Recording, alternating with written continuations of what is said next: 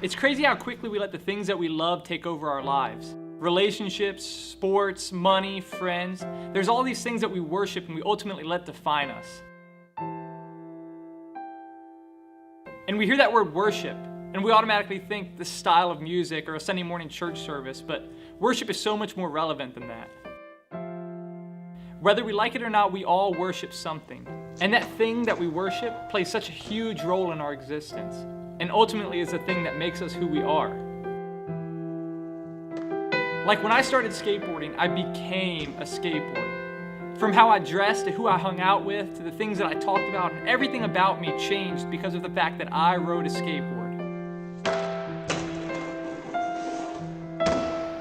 And it wasn't until I got hurt and knew that I wasn't going to be able to skate for a while that I realized that I was worshiping my skateboard. Because like it or not, skateboarding was my God, and now that it was taken away from me, my life was empty and had no meaning.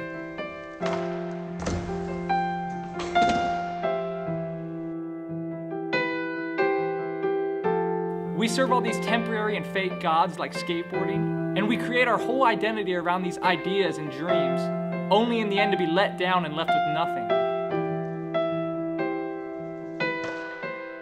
But when we let the God that created us in His own perfect image be the one that defines us, and when we make the God that designed the heavens and the earth the center of our worship, then we are placing our hope in the one God that has the ability to mold us into a person with much joy, peace, and stability, and we finally are trusting our lives with the one that gives it to us.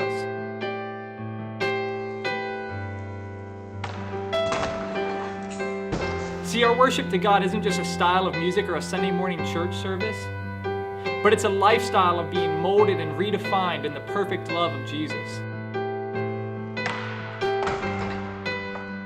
And through our worship to Him, we'll begin to think different, and we'll begin to act different, and we'll be able to love more, because our lives will be transformed to look more like the perfect God that we are serving.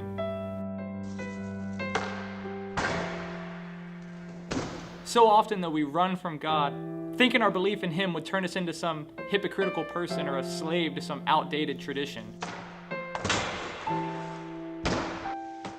But when we focus our lives on a God who has done everything for us, we can rest in knowing that His love will be an anchor through life's storms, and our worship to Him will never leave us empty or abandoned.